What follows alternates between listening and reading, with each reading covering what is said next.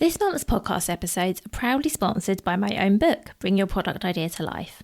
Have you ever had a great idea for a product? Or does creating a product to sell appeal to you? Where do you begin? How do you come up with a product idea? And if you have an idea, how do you know if it's even viable? In Bring Your Product Idea to Life, I take you through the process of creating your product step by step. From developing your product idea to finding suppliers and launching your product, we cover it all. The book includes advice on how to price your product, where to sell it, and how to find out if anyone will actually buy it. Designed to help you make real progress, Bring Your Product Idea to Life is both practical and motivational. Every chapter includes clear action steps so you know exactly what to do and when. This isn't just a book for reading, this is a book for doing. Bring Your Product Idea to Life is available via Amazon, on my website, and linked in the show notes for this episode. Welcome to the Bring Your Product Idea to Life podcast. This is the podcast for you if you're getting started selling products or if you'd like to create your own product to sell. I'm Vicky Weinberg, a product creation coach and Amazon expert. Every week, I share friendly, practical advice as well as inspirational stories from small businesses. Let's get started. Hi, so today on the podcast, I'm speaking to Em Anastasi. Em is a gender equality advocate, a period poverty activist and founder of intheflow, and Em makes sustainable period products. She is saving the planet one period at a time, and she's on a mission to tackle period poverty and transform workplace cultures as well as schools, and she is fundraising to tackle period poverty through donations of her eco-friendly period product. So we spoke a lot, as you can imagine, about period poverty, what that means. And Em kindly gave me a much better understanding of that than I think I had at the beginning of our conversation. Em's goal really is to talk about periods really openly. So as well as talking about her products, we also talked a lot about female health, menstrual health. And we spoke about how all of this ties into the product that they are selling and how everything that Em is doing goes beyond just having the product. The product is a very small part, really, of Em's overall mission. And I would love now to introduce you to Em. So hi, Em. Thank you so much for speaking with me. Thank you so much for inviting me on. I'm really happy to be here and to chat with you today. Oh, thank you. So can we start with you please give an introduction to yourself, your business and what you sell? Sure, absolutely. So my name's Em. I am a gender equality advocate and period poverty activist at my core, but I'm also the founder of the social enterprise intheflow. So I've developed a product and campaign deliberately to try and tackle period poverty. Amazing, thank you. Let's start by talking about period poverty, what that is and who's affected, and then we can talk a little bit more about intheflow, your product and what you're doing, if that's okay. Okay, yeah, sure. So bringing it to home, so I'm from Brighton, and when I was looking into this, 43% of people that completed the survey in Brighton suggested that they struggle to afford period products each month. Now, Brighton is quite a vibrant city, and millions face challenges with period poverty around the world, but it's not just happening in other parts of the world. It's happening right here in our communities. People in employment are having to sacrifice certain items to be able to afford period care. So we know that 1 in 10 miss school or work because of it. We know that 97% of people would leave their employer to work somewhere else that had a policy that supported their menstrual health. We know that something silly like 89% experience stress and anxiety when managing their period at work. And in considering those stats, we have to think of all the reasons why. It might be because they don't have access to appropriate period care. It might be because of their uniforms. It might be due to not being able to access the bathrooms. Globally, there might be cultural barriers. But essentially, because of period poverty, that then does create a disproportionate gender-based barrier into education and work and career progression.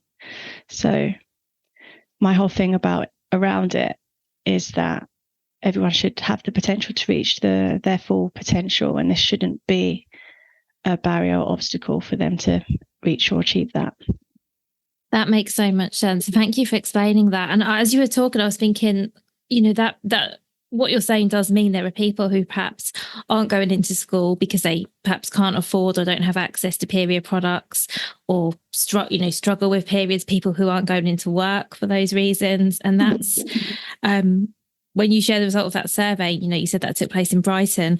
I think that when people talk about period poverty, it's often talked about as being something that affects people in other places. So that must have really struck you when you realised that you're from Brighton, you live in Brighton, and realised that such a high percentage of people were encountering that. Yeah, I didn't realise. I honestly didn't realise that it was so close to home. And I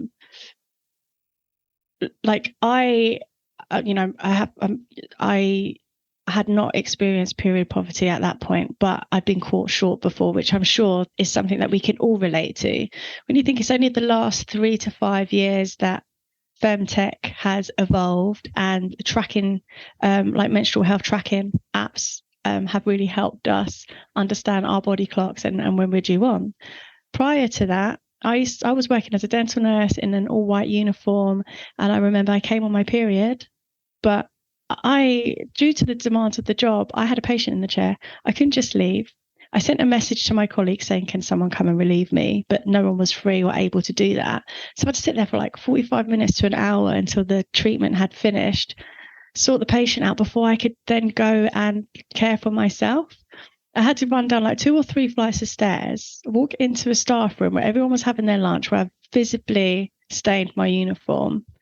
And in terms of like what employers or what, I don't know, different work settings, hospitality could be doing, is if they have access to period care, so it's available, it might have been a completely different story. I could have just popped out knowing that there's a bathroom just there, there's products I can use. So that's what we're trying to encourage and trying to have, I guess, like business owners, property owners in public spaces for their teams to understand why it's so necessary and essential for them to be able to provide those products. Yeah, what a horrible experience. I'm so sorry that happened to you. Well, it was, I felt humiliated with it at the time. If it happened now, I mean, I probably would stamp my feet a little bit and say this isn't acceptable. Like, someone should have been able to relieve me and brought that into it. But I just accepted that it was just one of those things. But I felt really uncomfortable. But the worst thing about it was I didn't feel comfortable talking to my colleague, a male dentist, about it. And then it took me longer to make myself presentable again before I could return. And I kind of got in trouble for returning back to the surgery late.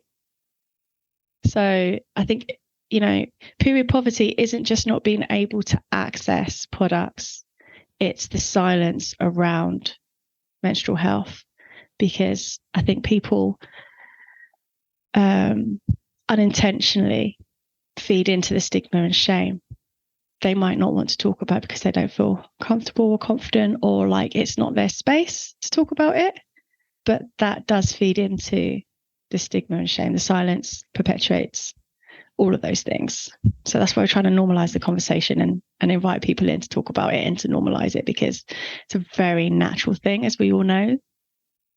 Yeah, that's really true. But I'm thinking as well, like you mentioned you had a male dentist you're working for. There's trying to get, it more acceptable for, not acceptable, but women to feel that it's acceptable to talk about it and to say, I need, I'm on my period and I need to do this, or I need access to something. But I think there's also getting men to be more comfortable to talk about it. Yeah. Because there's a whole other thing, isn't it? Because I know, like, even in my own home, like, my husband doesn't really want to talk about my periods, or hear me talk about my periods, which is tough because I will talk about them because they're happening. But I think there's that as well, that I think a lot of men would do, or maybe I'm stereotyping, but I feel like a lot of men would do quite a lot to avoid having that conversation. I've been really surprised. So I've worked in co-working spaces and I'm surrounded by men, by really wonderful, great men. And it's a completely different experience to growing up with 3 brothers at home, because my mum would wrap my products in a Asda bag and tell me to put them in my bedroom so the boys didn't see. But she wasn't protecting me from the embarrassment. She was protecting my brothers from the embarrassment. So we've got to challenge that. And if the boys are protected from it, of course, they're going to grow up thinking, oh, I can't, this isn't my space. I'm not supposed to be here talking about this. They're doing it to protect us and to save us from the embarrassment is a more likely scenario than them just being like, oh, that's disgusting. But we need to challenge how they view it and welcome them in for them to then feel comfortable, which will then make people that menstruate feel more comfortable and open to talk about it. So another example of period poverty might be that someone feels so uncomfortable and carries so much shame and be in pain with their period, but rather than calling their employer and saying, I'm in period pain, I'm really struggling, they might call in sick for something else. And that would go against them as like a sick day. So the period product and the sustainable period product brand that I've launched within the Flow is one thing, but actually that's just an opportunity for us to talk about it, because it's such a big issue, isn't it? It really is. It is. And we will talk about your products, but you just come back to what you're saying. I completely agree. And I was thinking when you were saying about your mum sort of sparing your brother's embarrassment, I remember being because I'm a little bit older than you, and I maybe a lot older than you, I don't know, but I remember being at school, and when we would have talks about periods, the girls would be taken into a separate room with a female teacher who would talk to us about that. And I guess the boys, still don't know, all these years on, we're talked about something else. And I don't think that maybe necessarily boys and girls need the exact same conversation, but I mean, boys need to know about periods, and they need to know, obviously they're not going to experience them, but I think boys need to be taught about them as well as girls, which I hope is happening in schools now. I'm just thinking back to my period education class, because I'm not a period educator, but one of my goals and dreams is to go into schools and help young people feel more body and period positive. Our demonstration was them dropping a tampon in a glass of water to show us that it works. It's absorbent. What they didn't tell us is that those products contain 90% plastic. What they didn't tell us is that that's an environmental hazard, because it takes up to 1,000 years for it to break down. There wasn't much alternatives surrounding sustainability or much of a sustainability drive then, but there are now. And I think we are far more environmentally aware now, and people are seeking alternative products. And we've got a menstrual cup, but there are also absorbent underwears, and there's washable pads as well. So there are a lot of plastic-free, healthier alternatives out there. Another example of period poverty is like the cultural barrier as well. For some religious reason, someone might not use a tampon or a menstrual cup. Period poverty. Another example is people that don't identify as a woman, and the language that we use isn't inclusive. So it really falls under the heading of women's health. There's a big emphasis to call that whole department menstrual health specifically, because we know that members of the trans community already find it incredibly difficult to access healthcare and appointments and products. So if that's one small thing that we can do to make it more inclusive and accessible, then we should all really be pushing for that. Absolutely. And I noticed you mentioned health there as well, because you're right, as well as with traditional period products, so tampons and pads, as well as all the environmental factors, there's also like the health issues of you actually putting something in your body that you don't really know what's in it. I think a lot of us for a long time, myself anyway, for a long time, I didn't even question that. Yeah. Because that was what was marketed to us. I think we even might have got like free little packs and things when I kind of remember getting like, samples from brands or whatever. And you just didn't even question it, because we were taught that was the norm and that was what we used. I think it's just because it's such an essential item that there's no other choice. You have to use it. So, like marketing wise, the marketing side of things have really done us dirty. And again, that feeds into the period stigma and shame as well. And how uncomfortable we feel about periods, discussing periods, because some examples for you. So menstrual hygiene or feminine hygiene products, well, that has connotations that is unhygienic. When I grew up, we never used to call them pads. We used to call them sanitary towels. And again, sanitary, unsanitary, has that sort of cleanliness element around it, suggesting that it's not clean, it's unclean. So that's why, again, a lot of the work now is to call them what they are. They're period products, they're pads, they're tampons, and not trying to censor around feminine hygiene or, Yeah, absolutely. trying to call it exactly what it is. That makes sense. And you're right that back then there weren't alternatives. It was tampons or pads, and that was it. But as you say, now there are alternative products. So let's talk a bit about your products. Sure. So had you heard much about menstrual cups? Do you know much about them? I had heard of them, but not a lot, if I'm being really honest. But let's talk a bit about them, because obviously, there'll be plenty of people listening in who may or may not have heard of menstrual cup, or may have heard them but not be entirely sure what one is, who it's suitable for. So it'd be great if we could start there, actually. Well, I've got a demo. I think the best way to talk about it is to show you. Is that okay? Yeah, go for it. So this is my product. We're called intheflow, and we've got a buy one, give one model. And again, that's our purpose and our mission, to try and tackle period poverty.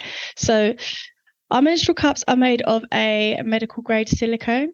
So again, it's not plastic free, and the benefit of that is that it's a safe, harmless material. When you think of how much medical grade silicone is used in the medical terms in the medical world as well, hospitals. Another great thing about it is that they can be sterilized. So this is our twin pack, which is why there's two different sizes. Maybe if I hold them next to each other, you can see the difference. Oh yeah. One of these lasts for 10 years. So when you ask yourself how many pads or tampons you would get through in a cycle. It's different for each and every one of us. But on average, it's around 24 pads and tampons per cycle. So let's imagine 2,500 a year. So, 2,500 over a 10-year period. So one of these, just one, replaces 2,500 pads and tampons, saving it from the environment. So 87% of the waste from pads and tampons ends up in landfill, in our oceans, on our shores. So that's like the environmental element of making the swap. Another benefit is that it offers more flexibility, in that you can wear them for up to 12 hours. So here we go. So it's really soft and flexible. You can wear them to bed, you can sleep with them, you can swim with them. And when you think in comparison to a tampon, because it's absorbent, the string gets wet. But with this, it's non-absorbent. So the way it works is once it's inserted, you insert it by creating a C-fold, and then I'll try and do it in a way that you can see. It will pop open. It's designed to do that. And it will create a seal, and it's designed to do that as well. That's so you try to work around the camera. That's so you don't leak. There's some air holes in there to be able to break the seal when you remove it. And when you remove it, you would just pull it out slowly, and then you pour it into the toilet, and then you can rinse it, reinsert it. Because you can wear them for up to 12 hours, what a lot of people have sort of found to be a period hack is to insert it in the shower, forget about it all day, and then clean it, empty it, reinsert it in the evening when they get home. That's a really good idea, actually, because I was about to ask that. And it's a really maybe a daft question, but I was about to say, what if you need to empty it and you're in like a public, you're in a cubicle or something? Yeah. So that's a really good hack. Yeah. I guess it offers that flexibility that you can wear it for longer when you think you're supposed to replace a tampon every 4 to 6 hours, depending on your flow. If you're heavy, you might need to change it more. But because people are struggling to afford period products, they're wearing it for an extended period of time, which of course then creates other health risks. So, that feeds into it as well. So I guess that's a real benefit in terms of menstrual health in having this as an alternative, is that it's plastic free, it's non-absorbent, it collects the blood, it doesn't absorb it. often tampons can be quite comfortable and sore and dry when you remove them. It's a different experience. And because it's leak-free with correct use, it really alleviates a lot of that leaking and anxiety that you feel. So it's a lot of people that have used it have said that they wish they tried it sooner, and that it's increased their self-esteem. I can imagine that it would increase your confidence, because it's something you, like you say, you can put it in the morning, go about your day, not even think about it, and then in the evening when you're home and wherever, empty it. And yeah, I can definitely see the benefits, because I'm sure all of us have had the thing of, do I have a pad in my purse or my handbag? Or you go to the gym and you're like, do I have anything? Oh gosh, what if I need to change it? I guess it alleviates all of that as well, all of that like extra thought and planning almost. Yeah. I think it's really great to have these conversations, because as we're talking about, we realise, oh yeah, when I'm on my period, I wake up and I do have to think about what I'm wearing to work. I do have to think about where I'm going, if I'm going to be able to access a restroom, a bathroom. These things are all in the back of our minds of like, what if I get cut short? Or so the extended wear time and the comfortability of it is definitely a common positive feedback that we receive from those that make the swap. But it also feels quite intimidating for someone that hasn't seen it, felt it, or experienced it before, because they're not readily available on the shelves. So for someone that's making a swap from a pad or tampon to a menstrual cup, they might find that experience a little bit daunting at first. The good news is everyone that has tried one, on my side, the feedback that I've received is that they wish they tried it sooner. And that was my experience. I tried one about 7 or 8 years ago. And I literally, Vicky, I wanted to knock on every single one of my neighbours' doors to tell them about it. I called all my friends, I called my cousins, because I was like, we need this. Like, I need to share this with everyone. I think that was one of the inspirations, again, around why this has been developed to what it is today. Wow. And 7 or 8 years ago is such a, I'm thinking back, and I think they must have been even less common then than they are now, I think. Yeah. And I think that's why a lot of the people that I spoke about were a bit like, oh, I don't like the sound of that. But often it's because it's the unknown. And when you start talking about it and start building the familiarity of things, that builds trust, increases someone's confidence to make the swap. So that's why we have to talk about it, really. And that's why we have to do demonstrations and encourage people to know what other alternatives are out there. And it's really difficult, like as a brand owner, I feel now that I know all this information that I have a duty to share that with people. But at the same time, I don't at all want to guilt or shame anyone that are using pads and tampons if that product works for them.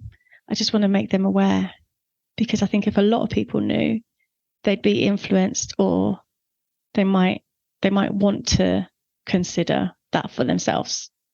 Do you know what I mean? Absolutely. I think you're right. And I'll be really honest. When I first heard about them, and I want to say it was, 10 years ago, 8 years ago, I thought it sounded really weird. I did. I'm being really honest with you, Em. I remember thinking, I just felt like it was something that wasn't for me. And I can't even tell you why I thought it wasn't for me.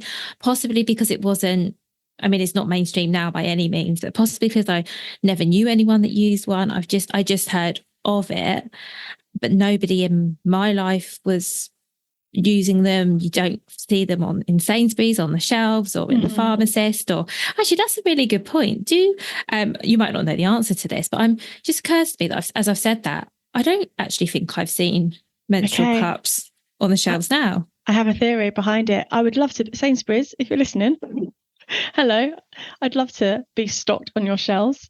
But I think because there's still so much awareness that we need to work towards for there to be a demand for this product, and there hasn't been. So often a lot of these products are only available online. Some of the more like sustainably driven local shops, and they tend to be like independent shops, might stock some. And also, like, when you really think about it now, on a business perspective, it's not in their best interest, is it? Because I've just told you one of these lasts for 10 years.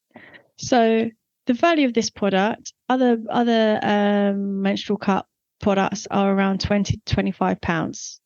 I launched my product as 20 to 20, like 24 pounds.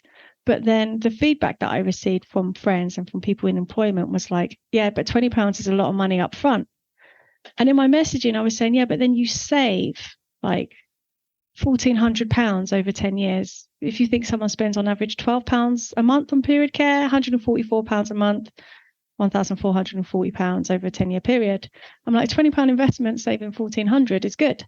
But then I thought, oh my goodness, I've really missed the mark here. We're doing this to tackle period poverty. And the only people that will be able to benefit from that financial saving are people that are in a privileged enough position to be able to afford £20 up front. So we've reduced the price. So I've reduced the price down to £12 now, which feels more in line with what people are already spending. That makes sense. And I was thinking about what you were saying then, and it's such a challenge though, because I can totally see, now you've said it, of course, not of course, but I can totally see why some of the bigger people wouldn't want them on the shelves, because as you said, they're going to sell one to one customer, and that customer hopefully isn't going to come back for another 10 years for another one. Repeat custom, month on month. Yeah, it's not repeat, but that for business owners like yourselves, that's a real challenge, isn't it? That unless you can get stocked, as you say, in smaller independent stores, it's going to be really hard to get your product literally in front of people. Even trying to sell a product online, nightmare. Let me tell you, Google, no disrespect, Google, love what you're doing, but they kept like blocking it because they saw it as a sexual product. And again, title-wise, it was falling under the feminine hygiene category, where we don't have feminine hygiene listed on our website. So when you're thinking of like SEO and how to be found on keywords, that's a bit of a barrier when we're trying to be more inclusive, and that goes against what we stand for. So that's definitely been a bit of a barrier as well. Being censored as a product, we kept getting rejected. And I was receiving warnings as well, saying like, you've added a complicit image, or this is against our terms. And I was thinking, oh my goodness, like I can't be blocked. I've got this far with it, and now I'm at the risk of having our account completely shut off and taken down. So that was, that's also been not so much a branding issue, more like a product issue in trying to be discovered online. That is really hard. And so what are you doing to kind of get your brands out there? Is it online, or are there other things you're doing to kind of get the exposure? Yeah, so I mean, the product is available online on my website. We've just actually been offered our first pop-up, which is wonderful. It's with a sustainable footwear brand called New Ocean. They've very excitedly just opened their first flagship shop in Brighton and Duke's Lane. And as being like another Brighton sustainable business, they've offered us some physical presence in their store. That's amazing. Yeah, really exciting and really, really kind of them. Otherwise, it's online, but actually, the buy one, give one model, drips and drabs, having one that we can donate here and there. We're babies, we're still very new. Actually, what I'm working on is a period positive employer campaign for employers to make a pledge to make a donation to be period positive. And then my recruitment consultancy HR background is to then help them implement a menstrual health policy for them to make that pledge and accredit them as period positive employers. And then with the pledge, they then make a donation. So then we can make a donation as part of their CSR efforts, but also for us to then like do the work that we want to be doing. Wow, that's amazing. So it's more than just a product, it's a whole movement, really. It's yeah. And actually that's our that's how we're leaning with it, like join the movement. It's so much more. And I think I've struggled with talking about it, because at the very beginning I said I've got a product, but the product is an opportunity for us to talk about something else. The product feeds into it, but we're trying to address and tackle a much bigger issue. So it has been completely inspired from being a gender equality advocate. Do you mind if we talk a little bit more about buy one, give one? Because we've mentioned it, but we haven't actually explained exactly what you're doing. Yeah, I think sure. it's really good to talk about. Thank you. So essentially, each time someone buys our product, we make a donation. So it's almost like a pay it forward. So they buy one, and then we've got one to donate to someone. Oh, that's amazing. So when I say we donate it to someone, it's not being donated to influencers who are creating content for us. That's gifting. That's something else. Yeah.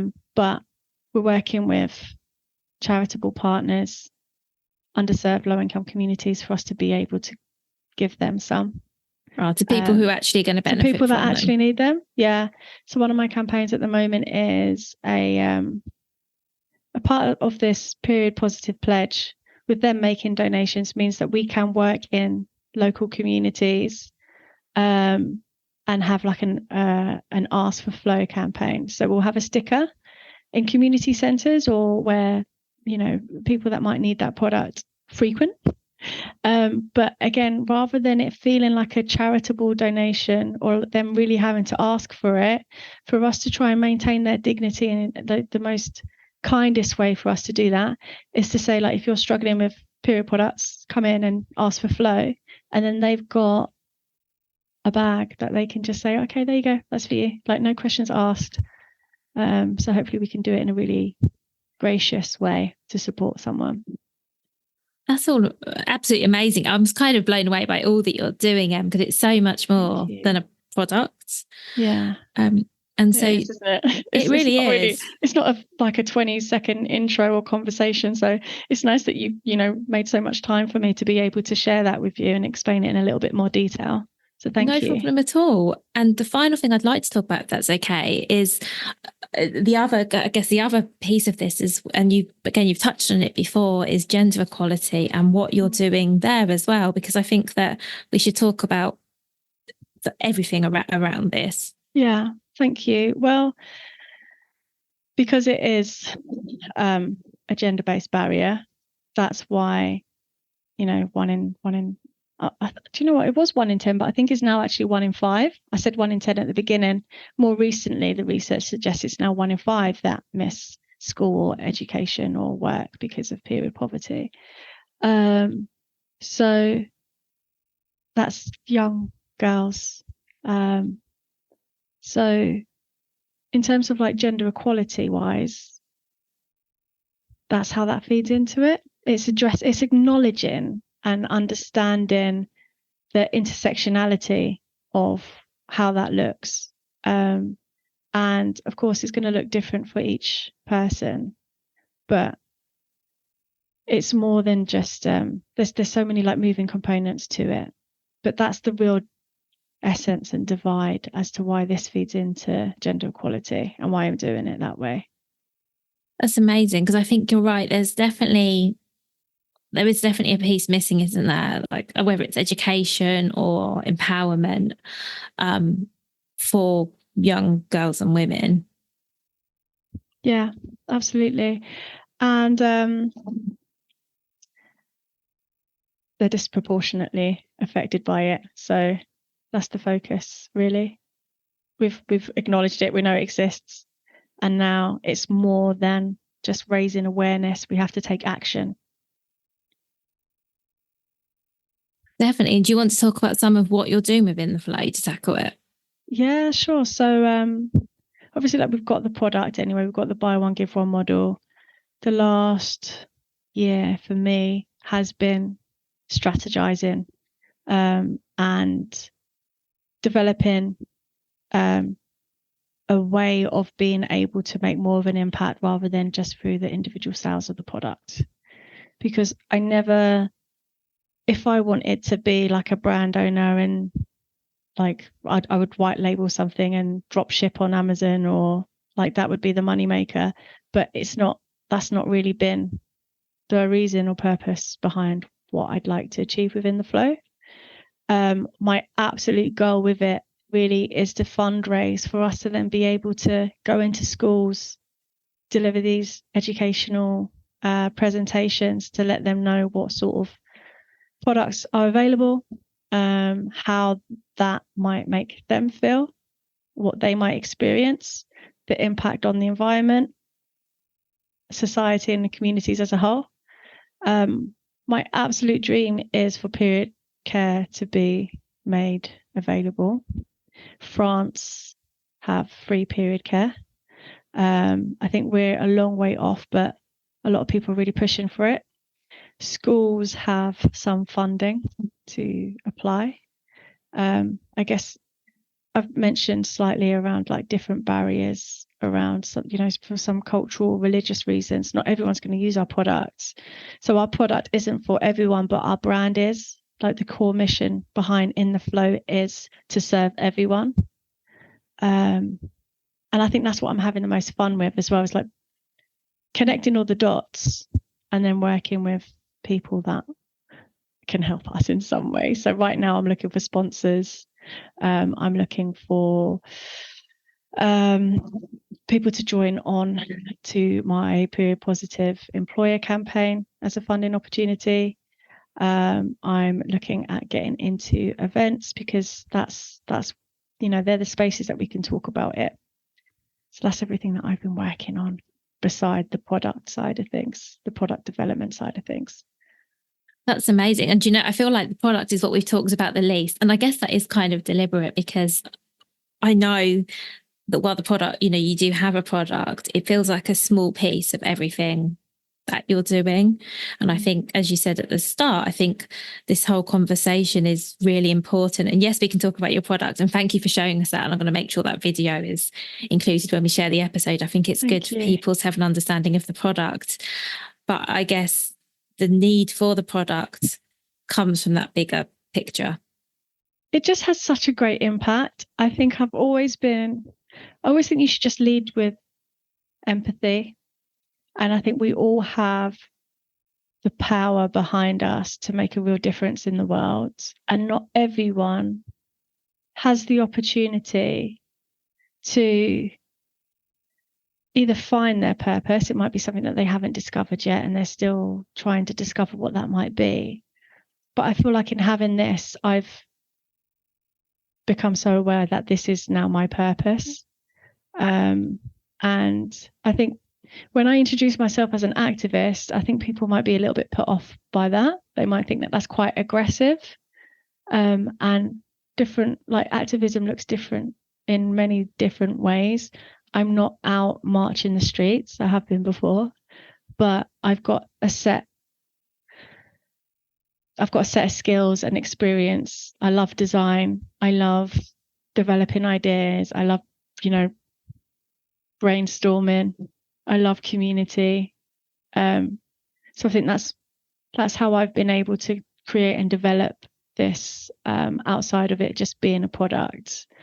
But for anyone that I guess is looking to find their purpose and not sure how they can make an impact, like we all hold that power. I think it's imposter syndrome that holds us back. Like I said, one of the first things I said was that I'm not a period educator. So I might have discouraged myself from doing what I'm doing because I was working in dentistry before. Completely different. Completely different. That could have been a reason to that, I guess,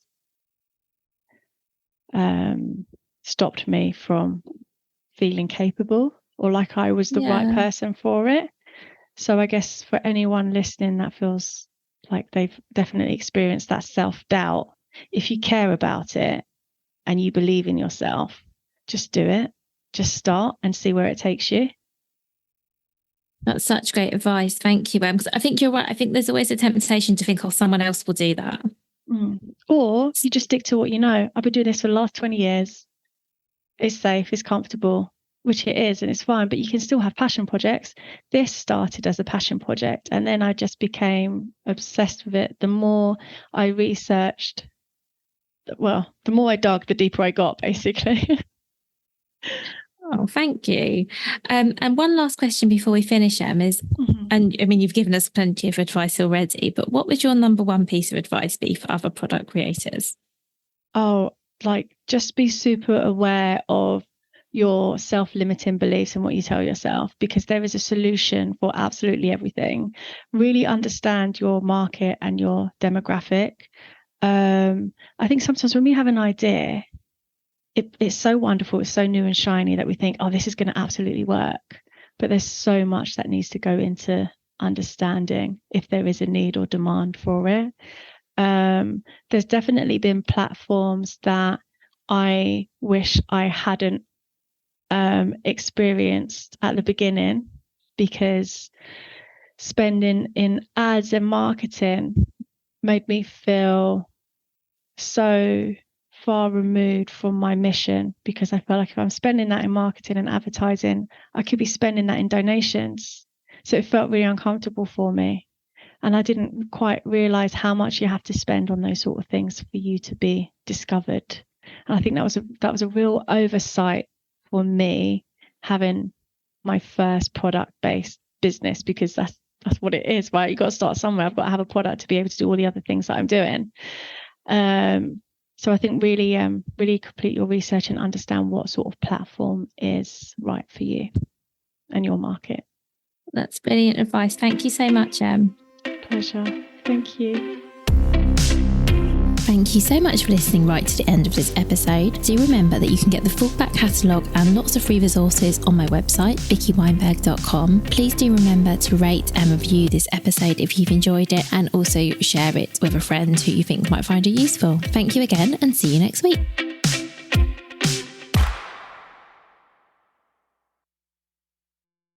If you've been inspired to start a podcast in 2024, I really recommend my podcast host, Captivate. Captivate were my top pick when I started podcasting 4 years ago, because of how easy it was for a complete novice like me to get started. I've stuck with them for the last 4 years because Captivate is still really simple to use. They keep adding great new features, like the ability to share ads like these, and they've just been really reliable. So when you're ready to start your own podcast, you can use the link in the show notes and get a free 7-day trial with Captivate.